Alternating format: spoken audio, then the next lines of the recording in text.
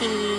พระสงฆ์เจริญพระพุทธมนต์อบรมสมโพธิเจดีย์และเสนาสนะจนถึงเวลา4 ทุ่มประกอบพิธีสวดเบิกวันอาทิตย์ที่20 มีนาคม 2565 แรม3 ค่ำเดือน 6 เหนืองานแห่ขวตาลหัววัดจำนวน250 วัดในเขตอำเภอดอยสะเก็ดอำเภอเวียงป่าเป้าและใกล้เคียงพร้อมขบวนแห่พระห่มพระธาตุเจดีย์42 เมืองของ2 จังหวัดเพื่อห่มเจดีย์42 เมืองในงานมีการแสดงซอเล่าขานตำนานดอยนางแก้วประวัติการสร้างม่อนพระเจ้า42 เมืองและยกยอครูบาอาจารย์ในอดีตที่ร่วมคิดร่วมสร้างจวบจนถึงปัจจุบันจากศิลปินล้านนามากมายกิจกรรมการแสดงทางด้านวัฒนธรรมล้านนาสมโพธิตลอดทั้งวันในโอกาสนี้นั้นจึงขอเชิญชวนพ่อแม่พี่น้องศรัทธาประชาชนพุทธศาสนิกชนทุกท่านไปร่วมพิธีดังกล่าวเพื่อเป็นการบันทึกไว้เป็นครั้งประวัติศาสตร์เป็นตำนานสืบสานเจตนาครูบาอาจารย์สืบไป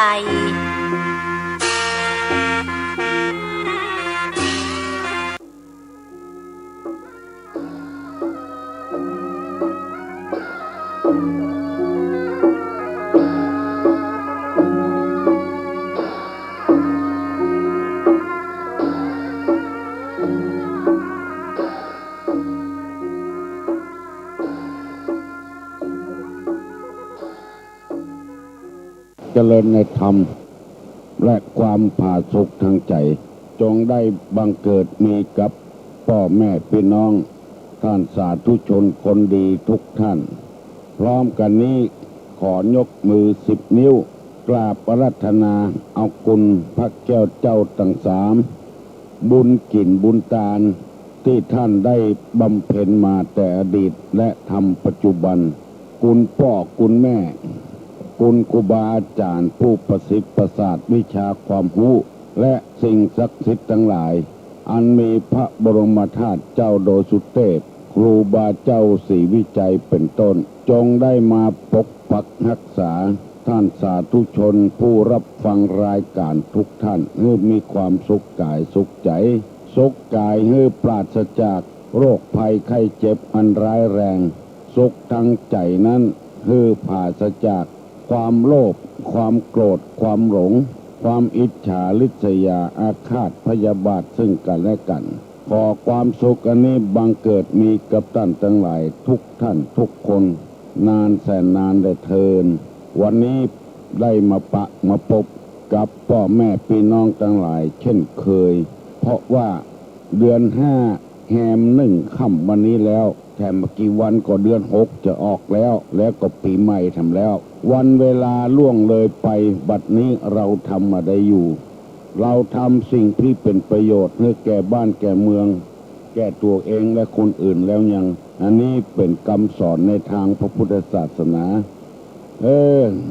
เมื่อตะวานี้ได้เอากรรมที่ว่าที่เป็นศีลเป็นธรรมมาอู้กับพี่น้องศรัทธานาบุญทั้งหลายมีคนสนใจนักหนาป้าป้านรู้สึกว่าดีใจตัววันนี้ก็จะได้นำเอามาเสนอแถมเพื่อให้เราได้เข้าใจในธรรมะเพิ่นสอนกันจะอีก่อนที่จะได้นำรายการนี้มาเสนอพี่น้องทั้งหลายเอาปากันไหว้พระเนี่ยก่อนเพื่อให้เกิดความเป็นสิริมงคลกับเนื้อกับตัวกับครอบครัวกับพี่น้องเพื่อนบ้านใกล้เฮือนเคียงเปิ้นอยู่ม่วนเฮาก็อยู่ม่วนตัวเปิ้นสบายเฮาก็สบายตัวเปิ้นถ้าเปิ้นบ่สบายเฮาก็บ่สบายเพราะฉะนั้นเอาถึงครอบครัวเอาถึงพี่น้องเปิ้นบ้านใกล้เฮือนเคียงพร้อมใจกันเด้อว่าโตยตุลุงเด้ออะระหังสัมมาสัมพุทโธภควาพุทธังภควันตังอภิวาเทมิกราบส วากขาโตภคะวตาธัมโมธัมมังนัมมัสสามิกราบสุปฏิปันโนภคะวะโตสาวกสังโฆสังฆังนะมามิกราบอันธรรมยังพุทธัสสะภะคะวะโตบุพพาภคณะมะกะลังกะโรมาเสนะโมตัสสะภะคะวะโตอะระหะโตสัมมาสัมพุทธัสสะนะโมตัสสะภะคะวะโตอะระหะโตสัมมาสัมพุทธัสสะนะโมตัสสะภะคะวะโตอะระหะโตสัมมาสัมพุทธัสสะพุทธังสรณังกัจฉามิธัมมังสรณังกัจฉามิสังฆังสรณังกัจฉามิตุติยัมปิพุทธังสรณังกัจฉามิตุติยัมปิธัมมังสรณังกัจฉามิตุติยัมปิสังฆังสรณังกัจฉามิตติยัมปิพุทธังสรณังกัจฉามิตติยัมปิธัมมังสรณังกัจฉามิตติยัมปิสังฆังสรณังกัจฉามิอิติปิโสภะคะวาอะระหังสัมมาสัมพุทโธวิชชาจารณะสัมปันโนสุขโตโลกาวิทูอนุตตโลปุริสะธรรมสารถิสัทธาเทวะมนุษย์สานังพุทโธภควาติสวากขาโตภควตาธัมโมสันติติโกอากาลิโกเอหิปัสสิโกโอปัญญิโกปัจจัตตังเวทิตโพวินยูหิติสุปฏิปันโนภควโตสาวกสังโฆอุชุปฏิปันโนภควโตสาวกสังโฆญาญาปฏิปันโนภควโตสาวกสังโฆสามิจิปฏิปันโนภควโตสาวกสังโฆญาติตังจัตตาลิปุริสายุคานิอัฏฐปุริสะปุคลาเอสะภะคะวะโตสาวกสังโฆอาหุไนโยปาหุไนโยทักขิไนโยอัญชลิกาลนิโยอนุตตลังปุญญเขตังโลกัสสาติกราบหนึ่งกราบสองกราบสามได้สบายใจละได้ไหวพระเจ้าเนอะอากาศบักให้ดีเนอะวังนี้เนาะเมื่อวันฮ้อนเมื่อเจ้าเมื่อคืนหนาว ให้เป็นวัดเป็นอานกันพี่น้องผู้ฟังทั้งหลายจะสังเกตว่าวันนี้เสียงตุลุงผิดไปถูกต้องแล้วเพราะว่าตะวานี้การงานมันนักหันน้อยนี่น้อยลงฟังปฏิโมกข์ป้องกาไปปุ้นวัดครูบาตาจำปีครูบาเจ้าดวงดีปุ้นกำเดียวเกาะฮ้อนกำเดียวเกาะหนาวเลยเปลี่ยนแปลงไปหน่อยบัดถ้าวิตกกังวลอย่างเด้อก็วันนี้บ่ได้เข้าไปโรงพยาบาลมาก็หายละฟังไปเรื่อยๆเนอะพี่น้องวงศาคณาญาติตุลงจะได้มาปะกับ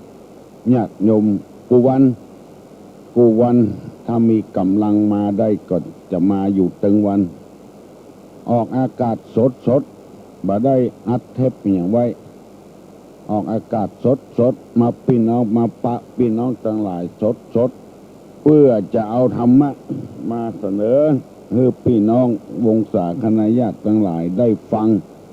แล้วนำไปปฏิบัติ เมื่อตะวานี้ได้นำเอากรรมที่ว่าบุคคลที่บ่ควรไว้ใจมีอยู่สี่คนบุคคลที่บ่ควรไว้ใจมี4 คนหรือว่าไม่ควรไว้ใจกับบุคคล4 ประเภทนี้อย่าไว้ใจต่างจะวางใจคนจะจนใจเอง1คนที่เคยทำความบดีมาคือทำความชั่วมาก่อนอันยังพ้องเป็นความชั่วบางทีตัวเก่านั้นอาจจะบุหุแต่สังคมทั่วไปแวดหน้าแวดหลังหูอันนี้คือความบดีบุคคลผู้เคยทำความชั่ว2คนที่อู้พ่อยแบบพอหน้าพอหลังเตื้อเปิ้นกำลังอู้กันอยู่เอิ้นเสียงดังอู้แต่พ่องเล่นพ่องอย่างวันเนี้ยเรียกว่าพูดพร่อยบอกคนที่คบคนจำพวกนี้บ่เก่งใจไผ3คนที่หันแก่ตัวหันแก่ได้บ่ยอมเสียสละให้คนอื่นบอกคนที่คบไปแล้วมีแต่จะเสียเปรียบ4คนที่สงบนิ่งเกินไปจะว่าจะได้เฮาหุบอกว่าจะได้หุอันนี้บอกควรที่คบคนจำพวกนี้แล้วก็หามิตรเกี่ยวสหายที่ดีๆได้ยากคนจำพวกนี้ได้เสนอไปแล้วเป็นที่เปิงอกเปิงใจของพี่น้องวงศาคณาญาติทั้งหลายแผ่วปุ้นปัดแดดวางคามบุญติโทรศัพท์มาตวาที่สระปีก็มีหนองบัวหนองตองมุกก็มี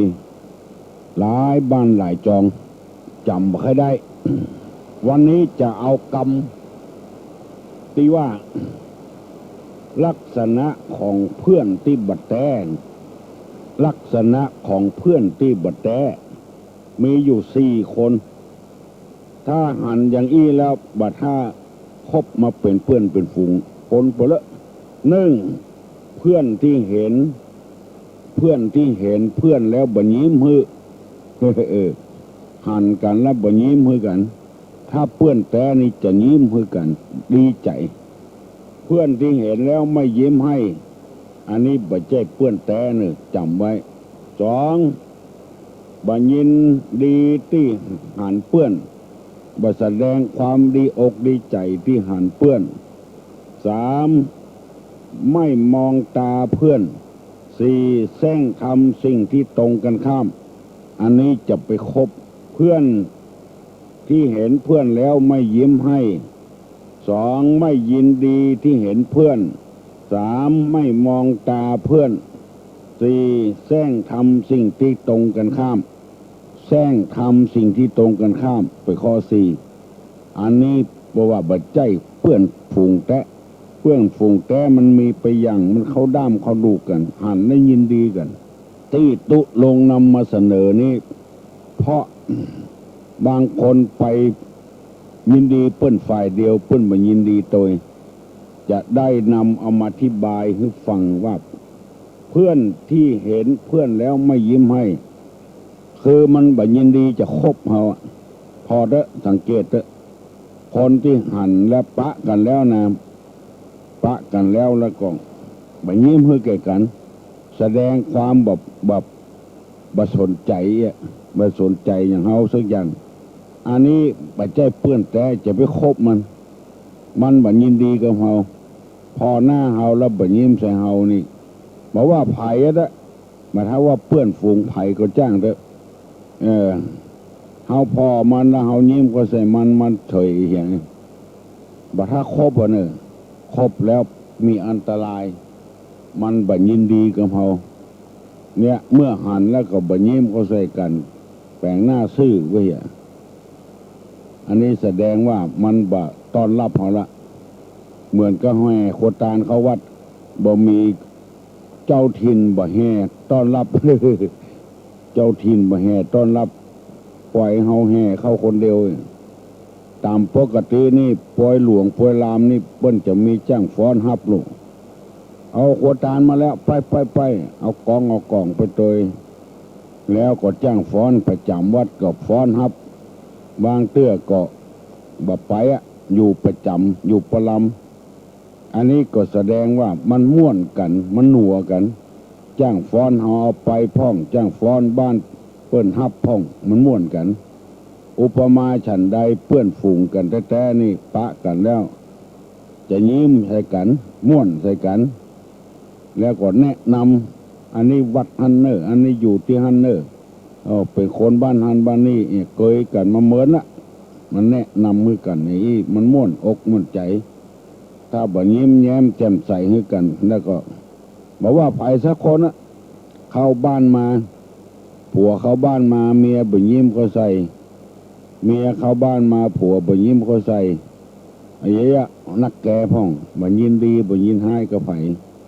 ธรรมเนียมของไทยเฮามันเกิดขึ้นมาเมินแล้วหูข่าวว่าจะไปกรุงเทพจะมาแล้วมาเวลานั้นเวลานี้อยู่ท่าเมื่อกองรถจอดก็ล่นไปละไปฮับเอาครัวเอาของติ้วเข้าบ้านมาอันเนี้ยเป็นวัฒนธรรมของประเทศไทยของคนไทยของเมืองไทยยิ้มแย้มแจ่มใสเข้าหากันน้ำมันดีๆกันสบายใจลุกที่ไหนมาแล้วบ่มีไผสักคนนี่นักแก่ผู้ห้องเข้าวัดมาบ่มีไผยิ้มแย้มแจ่มใสก็นักแก่อยู่พ้องมันบาดทุกกันนี่บ่ลงกันเพื่อนแต่นี่ต้องยิ้มเขาใส่กันนี่อธิบายข้อหนึ่งนะข้อหนึ่งที่ว่าเพื่อนที่แท้เห็นแล้วไม่ยิ้มให้กันเพื่อนที่แท้เพื่อนที่แท้นี่ลักษณะของเพื่อนไม่แท้ถ้าเพื่อนที่แท้เห็นแล้วไม่ยิ้มให้อันนี้ก็แสดงว่าบัดใจเพื่อนแท้ละ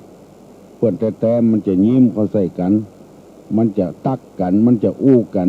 มีอันยังอู้กันลงส่งกันปอเพราะหน้าซื่อสะเบิดเกิดนี่ก็แสดงว่าบัดต้องเอาอันยังไปฮื้อกันได้ละมันบัดยินดีหันหน้ากันแล้วบัดยิ้มเขาใส่กันนี่บัดยินดีอันนี้เพื่อนบัดแท้บัดต้องคบสองสังเกตพอเนอไม่ยินดีที่เห็นเพื่อนเนี่ยบัดแสดงไอ้อย่างออกมาสักอย่างเลยเมื่อปะใส่กันแล้วบัดแสดงไอ้อย่างออกมาสักอย่างเลย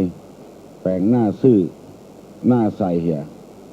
บัดยินดีบัดยินหายเหียนอกจากบัดยิ้มเขาใส่กันแล้วก็แสดงว่าเหมือนกับคนอื่นไปเหียเคยคบหาสมาคมกันไปเวลาเนี่ยโอ้แสดงคือหันชัดเลยว่าบัดยินดีต้อนรับละบัดยินดีที่หันเพื่อนฝูงกันอันนี้ก็เคยมีตู้ลงก็เคยสังเกตมาแล้วอย่าไปว่าแต่คนบ้านเลยแม้แต่ตู้เจ้าพนายเหมือนกันแต่ก่อนเมื่อเขาตุ้ยปีดีงามนี่หันหน้าไหนก็ตักเนี่ยเวลานี่เขาผอมไปเห็นละหุ่นบดีรูปร่างไปบดีเห็นละพ่อสีแล้วบัดท่าละบ่เคยกันเหมือนแต่ก่อนนะอันนี้ก็บัดต้องยอมรับมันเลยบัดต้องยอมรับยินดียินให้อย่างมันเลยที่เขาว่ามีบ่มีพ่อสีก็หูแม่คำสอนกูบัดหนึ่งก็สองสี่บัวตองไปสองก็ห้าเคยมีนะอย่าไปว่าแต่พอออกไม่ออกเลยแม้แต่ทุกเจ้าแม้แต่เป็นคนบ้านก็เหมือนกันไปปะงันปะนี่ทำเป็นบุหูจักบ่เคยไว้แล้วเพราะมันคล้ายๆกับว่าเฮาเนี่ยผอมไปเห็นแล้วใกล้จะตายแล้วบ่มียินดีบ่ยินให้ยังบ่มีที่อุ่นใจกับเฮาอย่างทำนองเนี้ยเฮาก็รักน้อยใจคนเดียวเฮาเมื่อหันแล้วบ่ยิ้มบ่แสดงความยินดีอย่างเฮาก็เฉยๆไว้เหียหูแก่ใจเอาคนเดียวอย่าไปออกหน้าออกตายินดีกับเขาตามไม่มองตาเพื่อนอันนี้บ่พอหน้าเห็นเลยบ่ประสบตากันเลยพ่อไปที่อื่นสี่แซงทำสิ่งตรงกันข้ามคิดแต่งแปลงตรงกันข้ามเหียเพื่อหันหน้าเฮาไปพอหน้าคนอื่นเหียมองตรงกันข้ามเหียคนอื่นมาไปอู้คนอื่นเหียบอกพ่อเฮาบอกอู้เฮาอันเนี้ยอย่าไปคบกับมันละบัดใจเปื้อนแต้ละเปื้อนแต้เนี่ยมันยังพอหน้าพอตากันอยู่มันลายมันมีแล้วเฮาก็เหมือนกันเคยสังเกตละ บางเตื้อมีแขกอยู่และแขกอื่นเข้ามาเอาบ่ได้พอหน้าพอตาเขาหรือแซงไปพอที่อื่นอู้กับแขกเก่าเหี่ยแขกใหม่บ่อู้คนเดียวเขาก็หนีละเขาก็หูเรื่องเตื้อเขาก็จัดสดายละจำไว้เนอะกำเดียวตุ้ลงจะปิกมาถามว่าลักษณะของเพื่อนที่บัดแต้เนี่ยสี่อย่างมีอย่างพ้องหนึ่งเมื่อเห็นแล้วบัญญิมฮือสองบัญญินดีที่หันเพื่อนสามบ่มองตาเพื่อนสี่แซงทำสิ่งตรงกันข้ามถ้าเป็นเพื่อนเป็นฝูงกันแต่มันหันแล้วมันดีใจนะบางทีสวมเข้ากอดกันจนพนแน่นตบอกตบใจกันตบหลังกันอันนี้เป็นเพื่อนที่แท้จริงตุลงนำมาเสนอเพื่อพี่น้องทั้งหลายได้ฟังถึงวันได้ฟังแต่มีสาระมีประโยชน์เป็นอย่างมากบางทีเขาก็รำคาญเราเหมือนกันบางทีหันแล้วเขาลืมเขาไปก็มีนะก่อนเขาตุ้ยแล้วมลูนเขาบุตุ้ยพอหูว่าเป็นเขาเข้ามาไหวเพียตีนลูกก็มีเราต้องพิจารณาเหี่ยก่อนว่าเขาลืมเขากากายอย่างใดกาเหี่ยก่อนฟังตัดสินใจอย่างเป็นแท้เป็นว่าเตื้อลูกเนอะพี่น้องทั้งหลายมงเกือบเกิงละลูกจากที่นอนเนี่ยหนาวน้อยก็อดเอาคนเฒ่าคนแก่นี่ระวังสุขภาพเนอะตุลุงก็จัดระวังตั้งตีนก็ซุบหลักทงตีนตั้งหัวก็ซุบหมวกบะฮืบโรคภัยไข้เจ็บมาเบียดเบียนโวยลำไปฮัลโหลพ่อหนานจูด่ะแม่เนาะ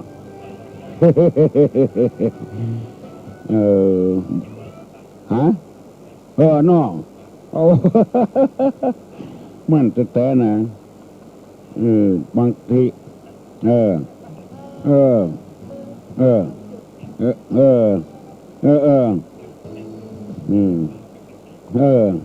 พอได้ยศถาบรรดาศักดิ์น้อยเอาเหตุละตุเจ้าก็มีเนอะบัดเล่นกับมันนะน้อง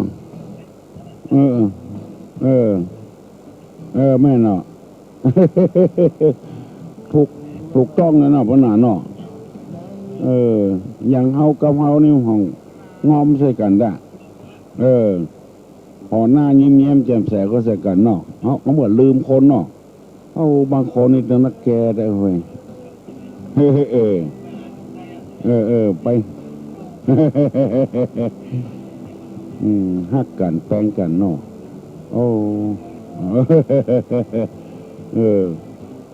ตัวลงนี่มันเป็นคนอ่านหนังสือนักนะแต่ลงบางทีเขาก็แปลงอกแปลงใจกันหันได้ใจเนาะบางคนนี่เหงยหน้าขึ้นเนี่ยมาสนใจเขาไอ้อย่างไปล่ำไปเหลือได้ยศถาบรรดาศักดิ์อคติเนาะใจบาปเนาะคนนี้เนาะมันฮะอันบอก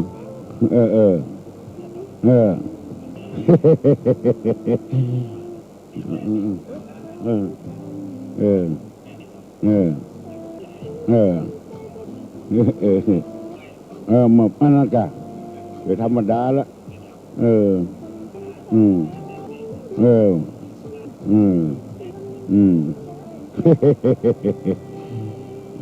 ยินดีนะวันนั้นเนอะครับวันดีจกวันจกดีเนอะวันนั้นจูบ้านจึงยืนเนอะเครื่องสืบชะตาราศียังแปลงได้หมดนะเป็นเพื่อนเก่าเพื่อนแก่กันแต่อายุเป็นหนุ่มน้อยเป็นสัมมาคารวะตัวลงได้นำมาเสนอนี่ก็มีคนตอบสนองว่ามันดีคนเฒ่าคนแก่เพิ่นก็ชอบโดยมันเป็นกำเมืองนะกำเมืองนี่มันฟังแล้วมันแน่นอกแน่นใจเพราะมันอย่างเอากินข้าวนะข้าวเจ้านี่มันเบาๆนะข้าวต้มกับข้าวเจ้าข้าวนึ่งกับข้าวเจ้านี่กาจกเชกเนี่ยนี่ก็มันเบาต้องยองแล้วตุลงมันเป็นคนเมินนี่เถอะคน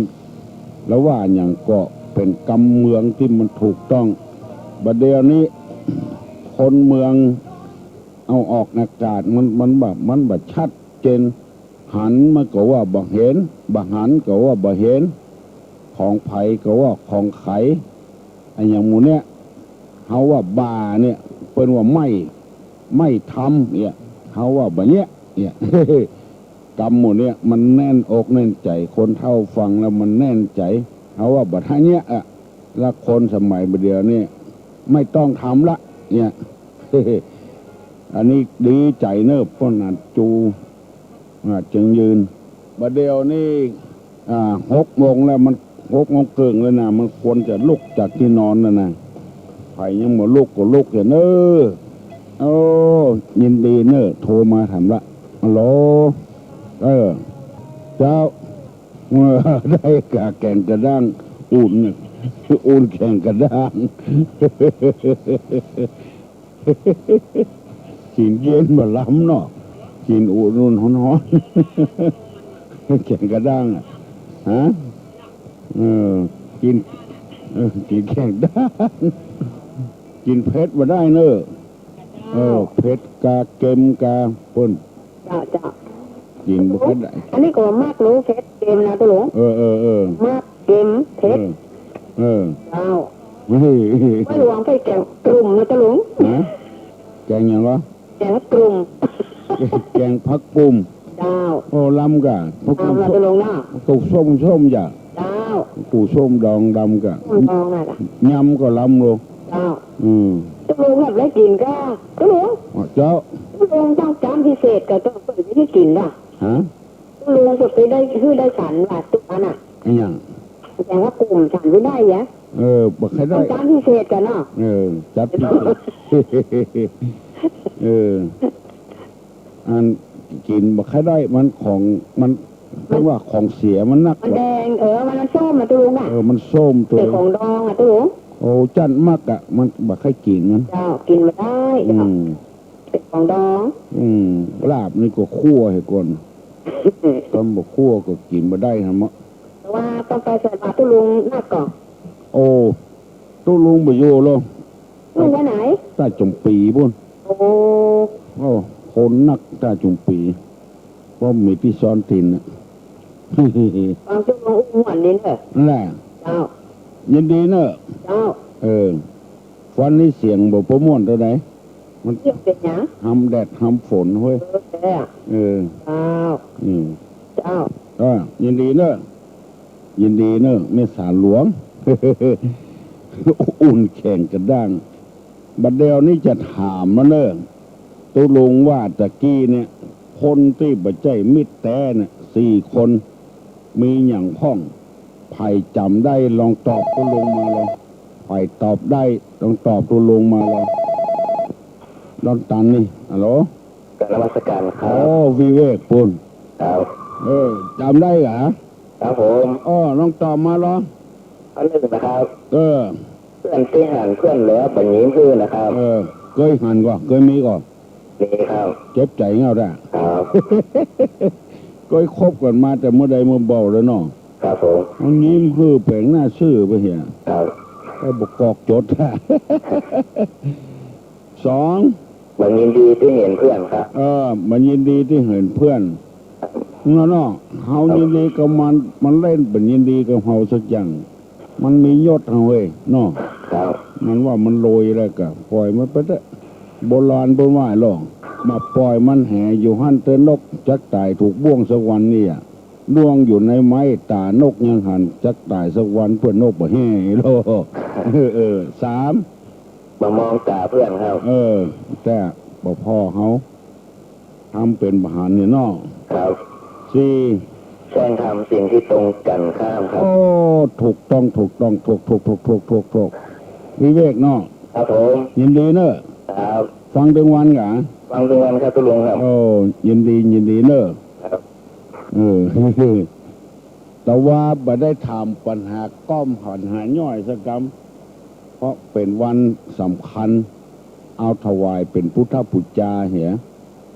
ตุลุงอย่ามาดีใจอายุจะยืนทำกี่ปีบ่โหเนวันนั้นวันก่อนได้ถามว่า จื้ออยู่ในครัวตัวอยู่ในดินเพิ่นตอบมาว่าแมงจรให้ถูกกูข้อแล้วมาได้จะถามถามว่ามาถามถามว่าพี่น้องสองคนกอดกันกลมกระจนลงน้ำอันอย่างสองคนพี่น้องกอดกันกลมกระจนลงน้ำสองคนพี่น้องกอดกันกลมเลยกระจมลงน้ำอันอย่างฮัลโหลไปสาธารณะว่าน้องอะไรปล่อยให้คนอื่นเก่งห่องสองคนพี่น้องกอดกันกลมร่นลงน้ำอันอย่างโดดก่อนตอบนี่น้องขอประชาสัมพันธ์น้อยนิดตังวัดสายหินบอกว่าอาจารย์วิศวะนะคะเป็นฝากบอกมาว่าไผ่ที่อยากได้แผ่นของซีดีของตุ๊กตาเป็นอัดเอาไว้ว่าเยอะก็ว่าเยอะก็ไผ่ที่อยากได้ซีดีของตุ๊กลุงอะค่ะ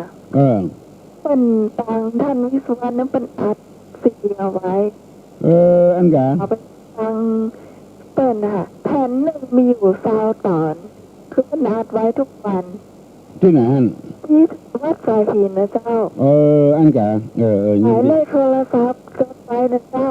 053-226-058หมายเลขหนึ่งคือ053-810-232เดียวก่อน053อันยังก็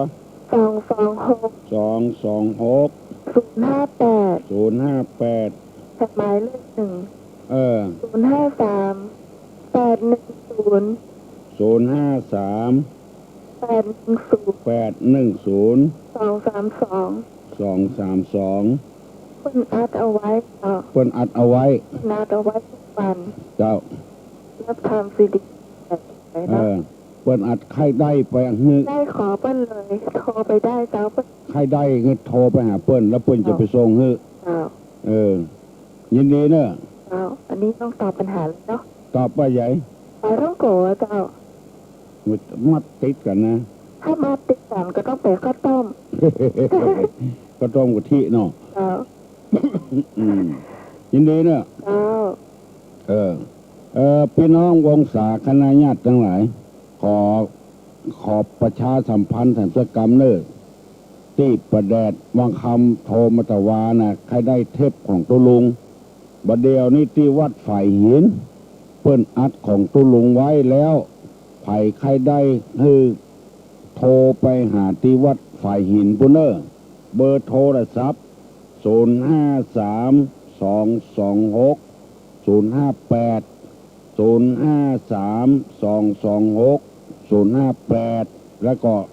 053-810-232ที่วัดโสพนารามนี้บ่ได้อัดไว้เพิ่นอัดไว้ที่วัดฝ่ายหินขอคือโทรไปขอที่วัดฝ่ายหินปุเนอร์ไผ่ใครได้เทปของตุลงที่ออกอากาศเมื่อเจ้าเพิ่นอัดไว้ที่วัดฝ่ายหินเนอร์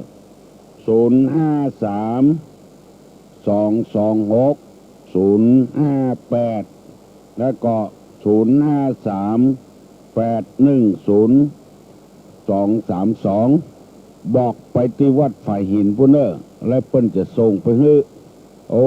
ยินดีตัวกับตังวัดฝ่ายหินจะได้บุญในกุศลนักท่องที่วัดโสพนารามนี้บันทึกไว้ในคอมแต่ว่าบัดได้อัดออกเตื้อเพราะการพนักกาตังรีเจตังคนคุมเครื่องของให้รับทราบด้วยตามนี้ถ้าไผ่ใครได้เทปใครได้ซีดีคือไปที่วัดฝ่ายหิน2 คนพี่น้องกอดกันกลมกระจนลงน้ำกันแบบป่าท่องกูก็ข้าวต้มกะทิ เออเอาถามแถมเนอจังหวัดไอ้หยังเอาขออนุญาตรับโทรศัพท์ฮัลโหล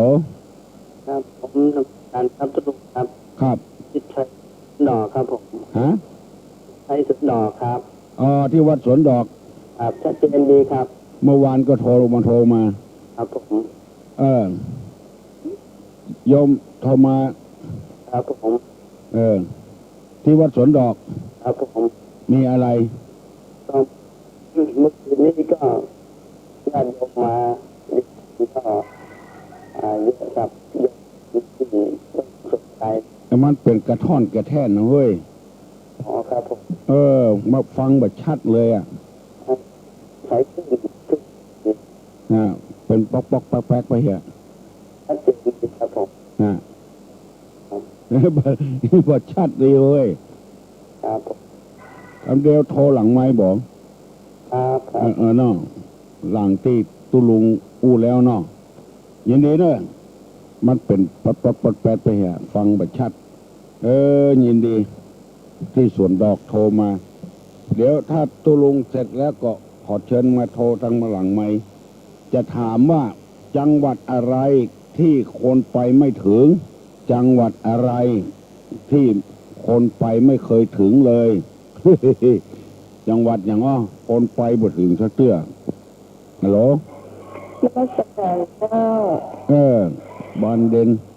จังหวัดเลยเจ้าจังหวัดเลยเจ้าจังหวัดเลยเนาะเจ้าคนไปรวดนี่ถูกต้องนะเนอะไม่เหี้ยแบบมาถึงประจำเลยไม่เหี้ยเลยไปเหี้ยเนาะเจ้ายินดีเนอะเจ้านมัสการเจ้าที่ตุลงออกมาถามไม่นะมันเป็นการพบปะกันระหว่างคนฟังกับคนออกอากาศบ่ได้แล้วก็ม่วนตัวโทรมาแล้วก็รุดไปเห็นแล้วโทรทำกรรม053-121-058โทรมาทำกรรมอะไรใครก็ทุกคนก็ต้องลืมอันอย่างกูคนก็ลืมกูคนนะบอกว่าตูเจ้าพนายพอใจไม่ยิงคนเฒ่าคนแก่คนหนุ่มคนกำข้าราชการบ้านเมืองปกกาพาณิชย์คนเนี่ยให้เนี่ยส่วนลืมกูคนนะอะไรทุกคนต้องลืมอันอย่างอะไรทุกคนก็ต้องลืมอะไรทุกคนก็ต้องลืมฮัลโหลฮัลโหล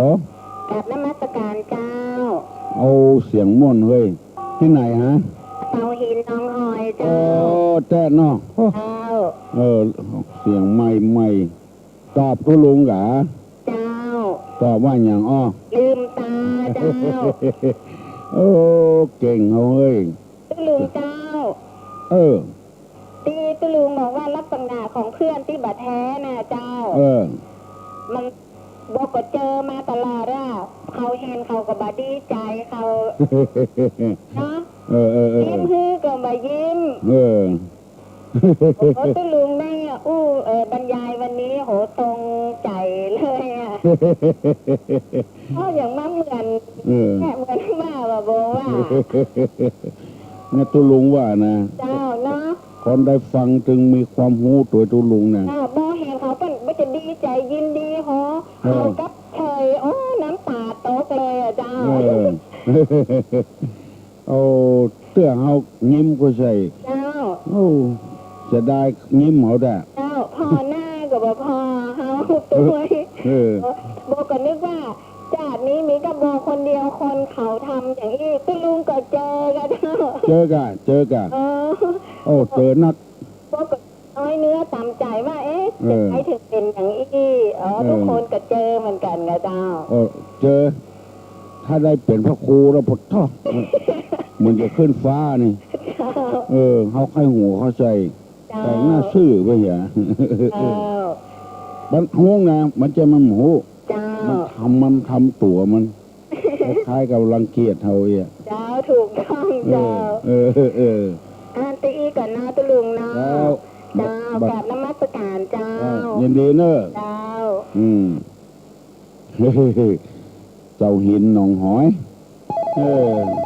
เป็นอู้หูฟังถูกต้องแล้วมาไปเจ้าอู้กับตัวลุงก็อู้มาเลย ดีใจดีใจฮัลโหลเออ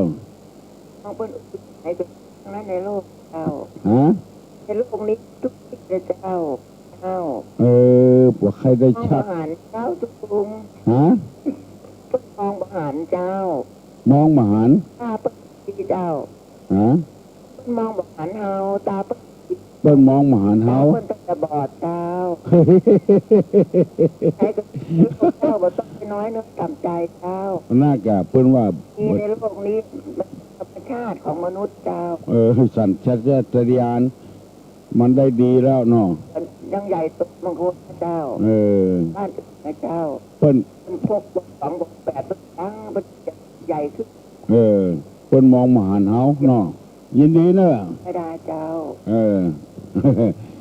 ดีได้ดีใจตัวที่หันดีกับตุลุงเปิ้นถึงว่าอย่างอันแต่รู้เตื้อเฮาจะทำใจเฮาบ่ได้บ่ถ้าทำใจเอาคือมันแล้วไปเหียโอ้โห มาถามครับผม ผมเคยถามสักหน่อยครับ ลองถามมั้ง อันกับกับผมครับ อันโทรศัพท์วัดนี่ไม่อย่าได้หูน่ะเป็นก้อมไปแก้มไปเหียว่าอย่าได้ก็ ว่ากับวิธีที่อย่างผมอย่างคนธรรมดาอย่างนักทำกับศพมันจะเป็นบาปหรือเป็นคูณครับ วิคนเอาธรรมดา คนเขาเป็นคนธรรมดาเนี่ยได้ไปทำกับศพครับ ทำกับหยังกับสงฆ์ ครับ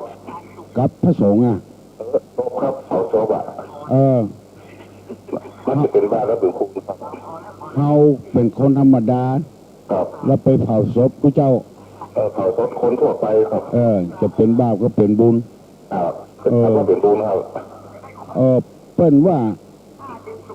ว่าทรงสักการนี่นะ ผม จำไว้เนอะสักการะสักการนี่ก็คือสักการะเขาเป็นคนธรรมดาแล้วไปเผาศพเผาซากนี่จะเป็นบาปก็เป็นบุญ ครับ ตุลงจะอู้ฟังเนอะ ครับผม บาปนี่คือคนที่ล่วงศีลห้า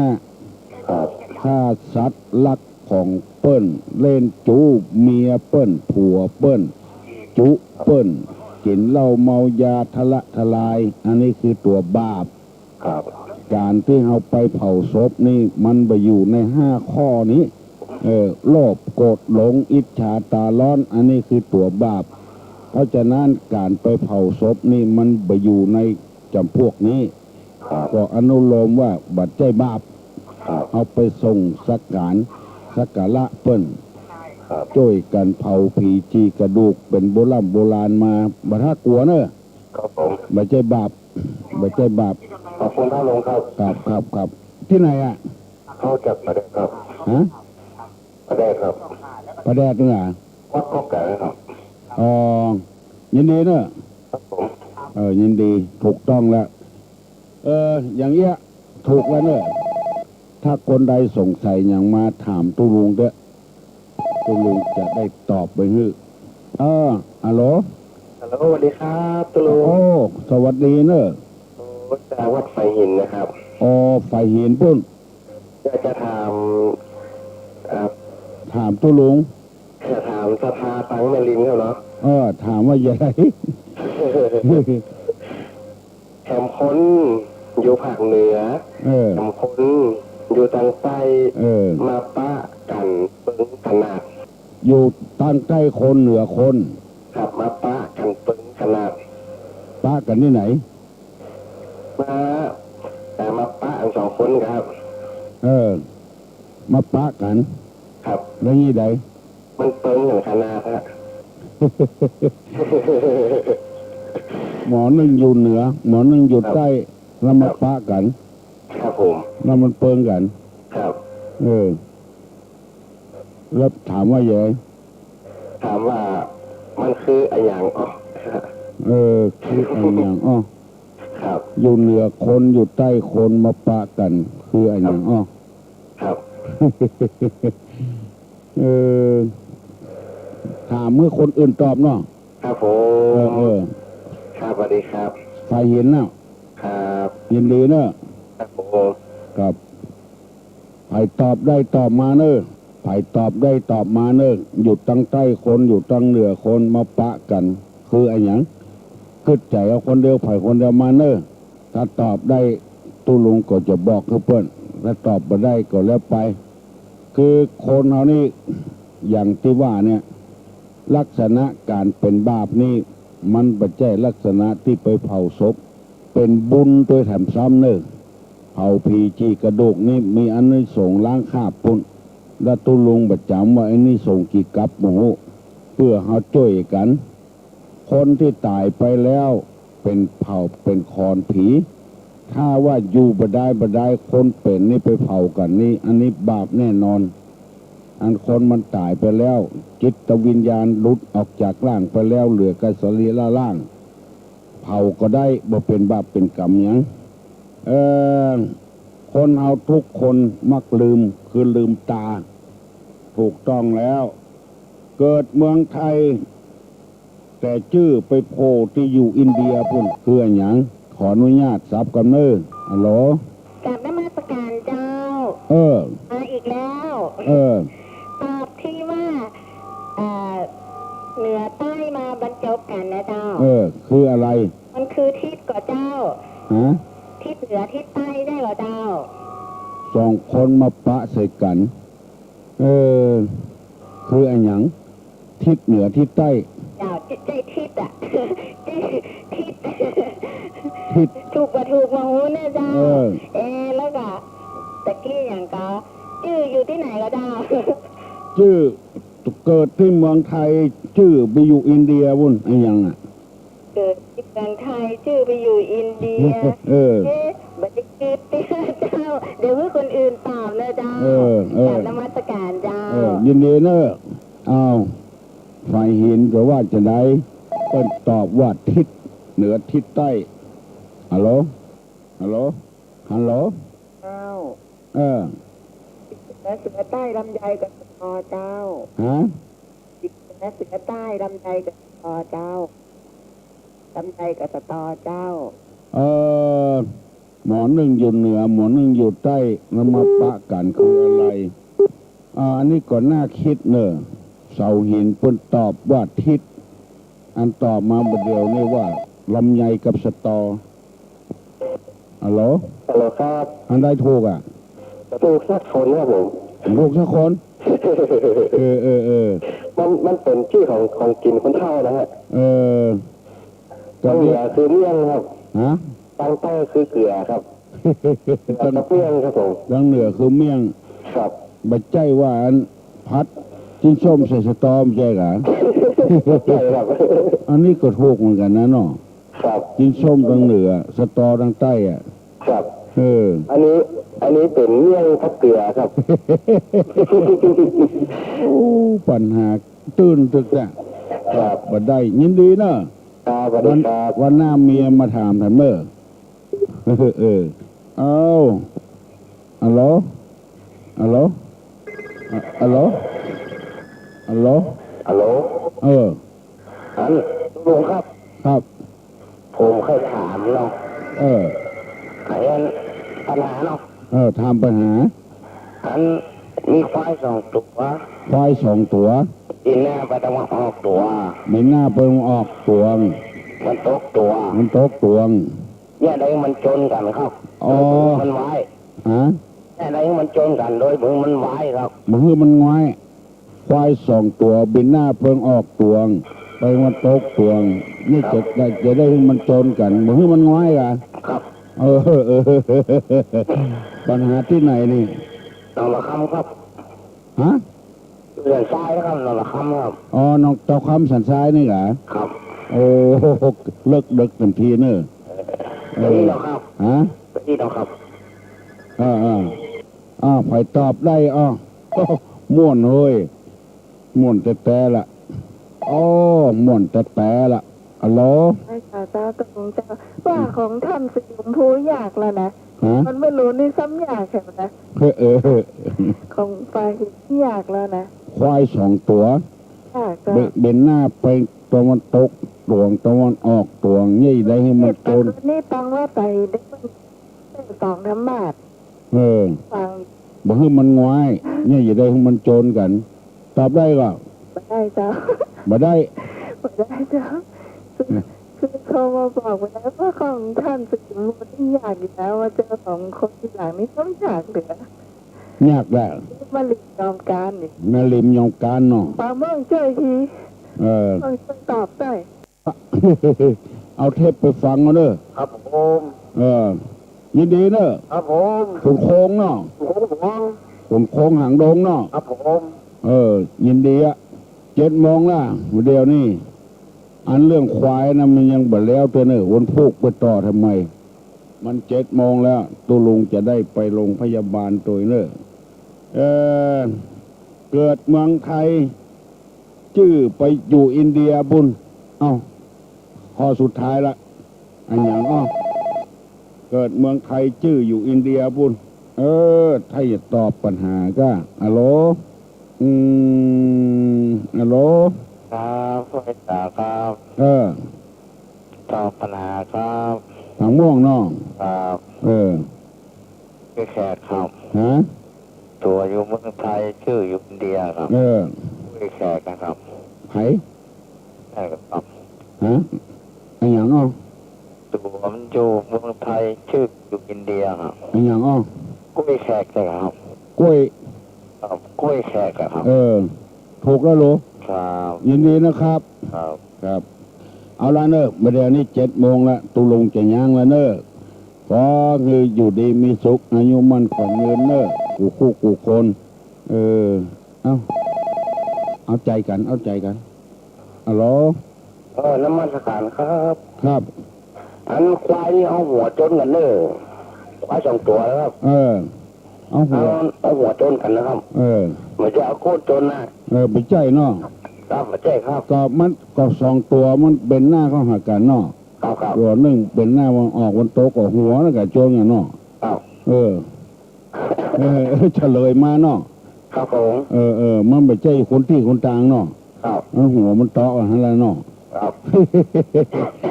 น้องเต้าเขาเนาะครับผมกี่ไม่ออกไปว่าเอาโกนโจรกันไปว่าควายโจรกันเอาโกนโจรกันว่าเสื่อมันก็หัวมันเตาะกันล่ะมีหน้ามันโตกตวงมันออกตวง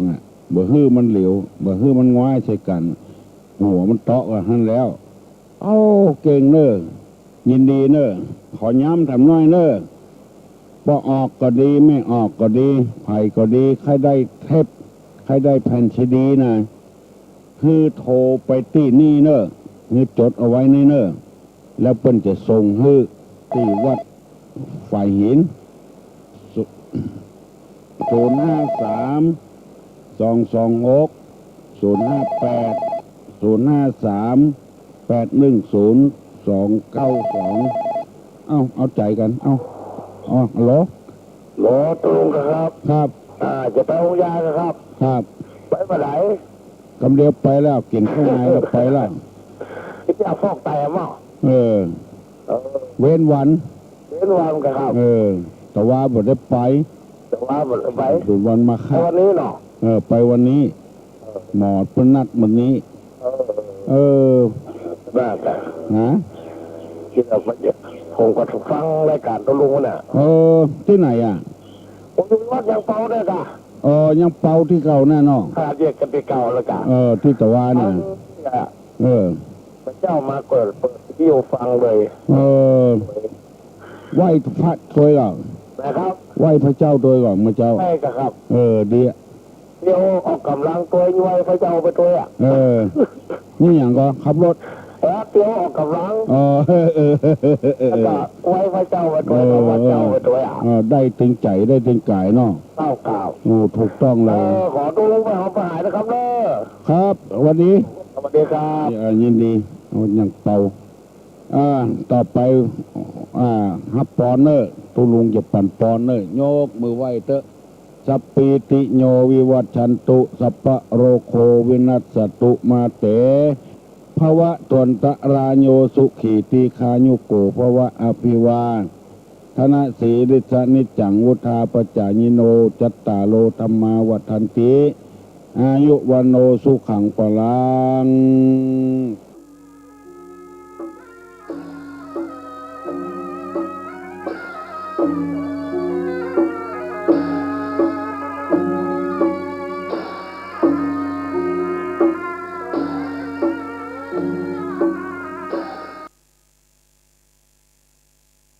ธงชาติและเพลงชาติไทยเป็นสัญลักษณ์ของความเป็นไทยเราจงร่วมใจยืนตรงเคารพธงชาติด้วยความภาคภูมิใจในเอกราชและความเสียสละของบรรพบุรุษไทย